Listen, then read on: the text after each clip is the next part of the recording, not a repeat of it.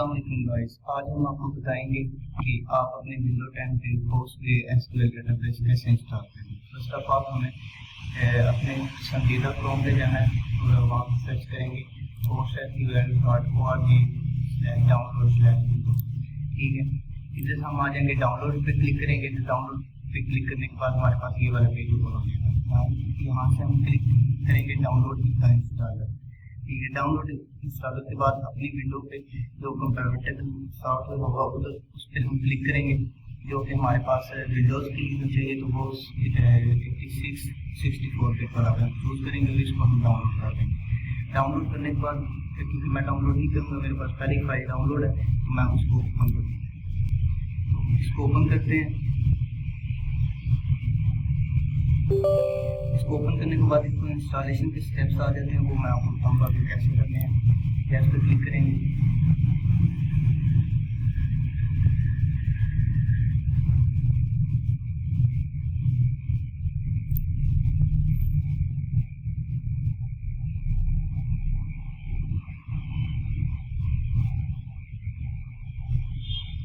तो इधर से हमारी इंस्टॉलेशन स्टार्ट होती है। तो नेक्स्ट पे क्लिक करेंगे। अगर आपने कोई और पाथ चूज करना है तो यहाँ से हम वो पाथ चेंज कर सकते हैं। तो मैं बाय डिफॉल्ट पाथ यूज करूँगा क्योंकि मेरा सी डायरेक्टरी में सेव होगा। इधर हमारे पास वो बताएगा कि हमारे पास कौन कौन से ऑप्शन आएंगे। PostgreSQL server, pgAdmin 4, stack builder, command line 2। इस पर क्लिक करेंगे। इनका भी पाथ वही हम रखेंगे बाय डिफॉल्ट। अगर आप चेंज करना चाहते हैं तो चेंज कर देंगे, अगर आपने पहले वाला चेंज किया होगा तो इधर हम अपना पासवर्ड दे देंगे, अपनी मर्जी का कोई भी पासवर्ड देंगे जो आपको ये पासवर्ड आपको बाद में याद रखना पड़ेगा क्योंकि इस पासवर्ड को आप एसक्यूएल पे यूज करेंगे।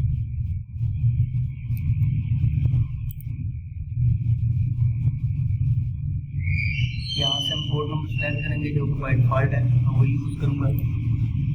और ये इधर हम आ जाएंगे तो यहाँ पे हम सिलेक्ट करेंगे लोकल डेटाबेस क्लस्टर जो हम यूज करना चाहते हैं। ठीक है, तो इधर से काफ़ी ज़्यादा हमारे पास ऑप्शन है। तो इसके बाद हम क्या करेंगे,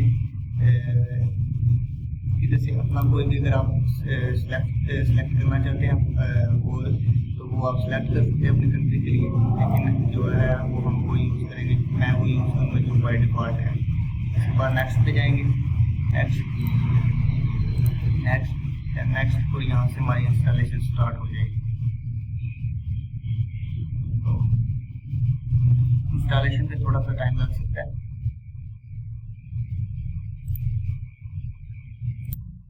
तो गाइस इंस्टॉलेशन पे थोड़ा सा टाइम लग सकता है, जो कि हमारी ऑलमोस्ट कंप्लीट हो गई है। तो इधर हम जस्ट थोड़ा सा वेट करेंगे और इंस्टॉलेशन जो है वो सेटअप की वो कंप्लीट होने देंगे। इसके बाद हम फर्दर इसको आगे लेके कंटिन्यू करेंगे। तो जैसे कि हमारी इंस्टॉलेशन कंप्लीट हो चुकी है तो हम इसे फिनिश पे क्लिक करेंगे और देन हम इधर हमारे पास ये ओपन हो जाएगा स्टैक बिल्डर, जिस पे हम जो हमारे पास दो ऑप्शन होंगे, जो कि एक हमारा नोड सर्वर होगा और दूसरा होगा PostgreSQL 40-60 और इस पे हम क्लिक करेंगे। इस पे क्लिक करने के बाद नेक्स्ट पे जाएंगे और यहाँ पे जो है वो हमारी अपनी जो लिस्ट है एप्लीकेशन की वो डाउनलोडिंग हमारी स्टार्ट हो जाएगी। इस पर भी हमें थोड़ा सा टाइम लग सकता है, तो ये आप इंटरनेट की स्पीड पे डिपेंड करता है कि कितना टाइम लगेगा। तो इधर हम जस्ट थोड़ा सा वेट करेंगे ताकि ये हमारी एप्लीकेशन लिस्ट जो है वो डाउनलोड हो जाए और उसके बाद हम फर्दर कंटिन्यू करेंगे। तो यहाँ पे हमारे पास बहुत सारे ऑप्शन आ जाते हैं। कैटेगरी हमारे पास आएगी, इसमें हमारे पास ऐड ऑन टूल्स आएंगे, database drive, database server, registration required and drive product, spectral extension, web development. तो इधर हमें जब हम ये हमारे पास वो चीज़ें हैं जो हम इंस्टॉल करना चाहें तो यहाँ से इंस्टॉल कर सकते हैं, लेकिन हमें इनमें से कोई भी चीज़ नहीं चाहिए तो हम नेक्स्ट पे क्लिक करेंगे। फिर हम नेक्स्ट पे जाते हैं तो वो बोलेगा हमें कि एटलीस्ट आपको कोई ना कोई एक पैकेज सेलेक्ट करना पड़ेगा इंस्टॉल करने के लिए, तो यहाँ से हम कैंसिल कर जाते हैं, ये शो करेंगे। अच्छा, इसके बाद हम जाएंगे अपने विंडोज़ पे और वहाँ पे हम सर्च करेंगे PostgreSQL सर्वर के नाम से हमारे पास फोल्डर आ चुका होगा इधर, जो कि ये आपको नजर आ रहा है PostgreSQL 14। यहाँ पे हमारे पास ये सब एप्लीकेशन शो हो रही होंगी, इंस्टॉलेशन नोट्स pgAdmin 4 और pgAdmin 4 डॉक्यूमेंटेशन, ये SQL की डॉक्यूमेंटेशन है, PostgreSQL लीड नोट्स, ये हमारे पास एप्लीकेशन आ जाएंगे। इस पर हम क्लिक करेंगे। इस पर क्लिक करने के बाद हमारे पास ये वाला मेन्यू ओपन हो जाएगा, pgAdmin management tool for PostgreSQL का। तो ये हमारे पास स्टार्ट होने के लिए थोड़ा सा टाइम लेगा, जो कि आपके कंप्यूटर की सिस्टम की स्पीड पे डिपेंड करता है।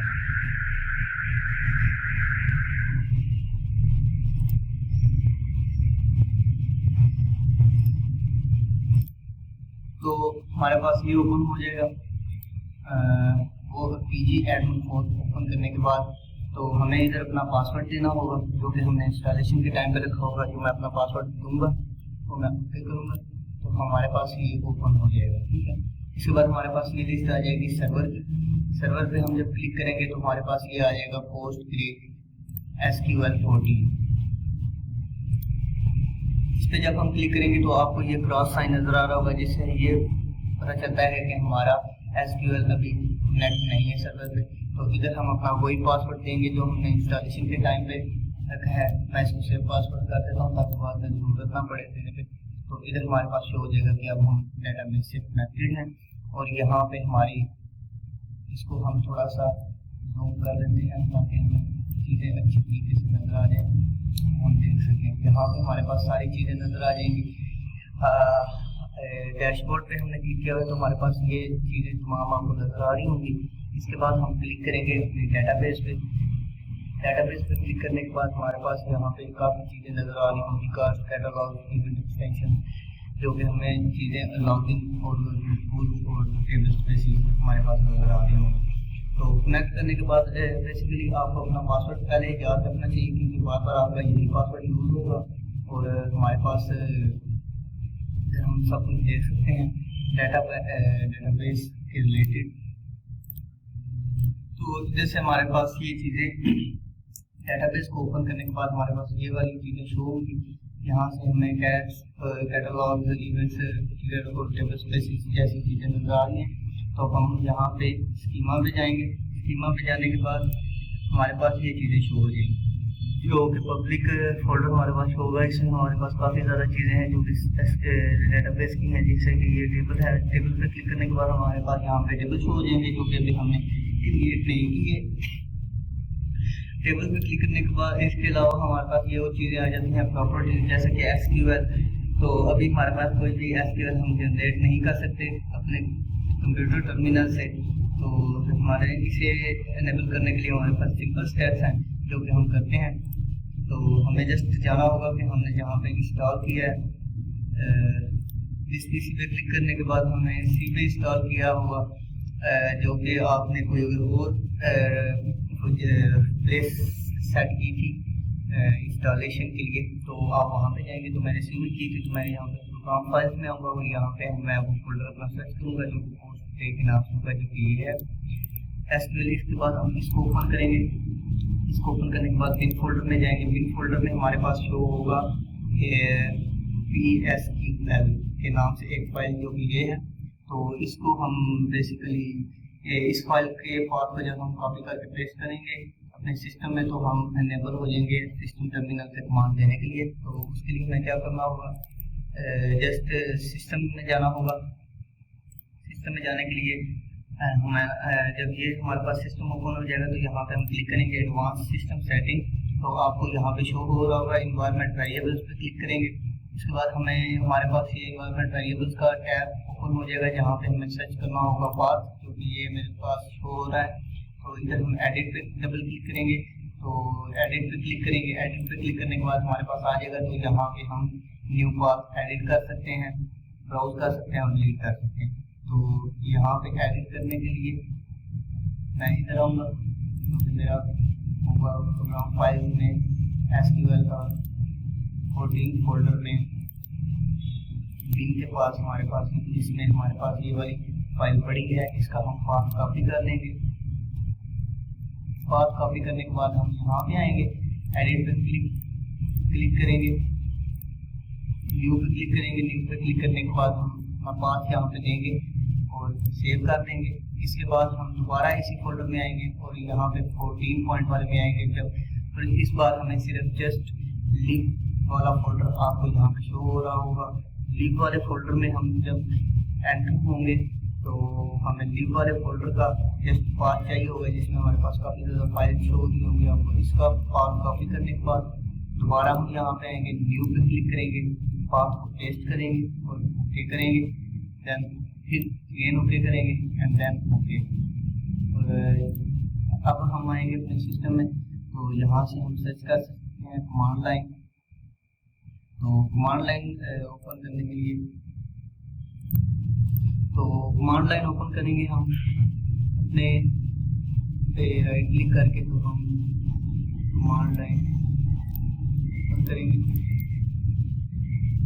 जो कि आपको यहाँ पे नजर आ जा रहा होगा।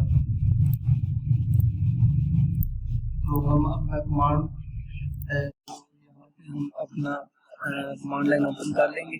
तो जैसे सिंपल कमांड हमने देनी है SQL -U पोस्ट डे, जो SQL का नेम और वो भी हम आगे टाइप करेंगे, तो आप pg से जाकर देख सकते हैं। पोस्ट डेज वंस अगेन लिखेंगे, यहाँ पे पोस्ट डे लिखने के बाद जो हमारा पासवर्ड होगा वो हम एंटर करेंगे। Then after password entering we will connect to our SQL server. तो हम अपने SQL सर्वर से कनेक्ट हो गए, यहाँ पे आप देख सकते हैं। तो अब हम जो है कमांड शेल में एंटर हो गए हैं, तो हम जस्ट सिंपली कमांड एंटर करेंगे जो कि /I think /DT नहीं I think /DT। तो हम यहाँ पे वो हमारी कमांड एंटर करेंगे, तो आपको नजर आएगा DTDU1, तो ये कमांड है। तो इस पर आपको नजर आ रहा होगा कि हमारे पास एक टेबल शो हो गया है, जहाँ पे हमारे पास पोस्ट डेज के नाम से डेटाबेस है। उसमें हमारे पास super user, create role, create DB, applications, bypass और एलएस और नंबर ऑफ डेटाबेस आपको शो हो रहे होंगे, तो आप इजीली देख सकते हैं। तो अब हम कमांड शेल में एंटर हैं, तो अब हम अपने इस इंस्टॉलेशन को कंप्लीट करते हैं इस वीडियो के साथ। फाइनली वीडियो अच्छी लगे तो लाइक और चैनल को सब्सक्राइब कर दीजिए।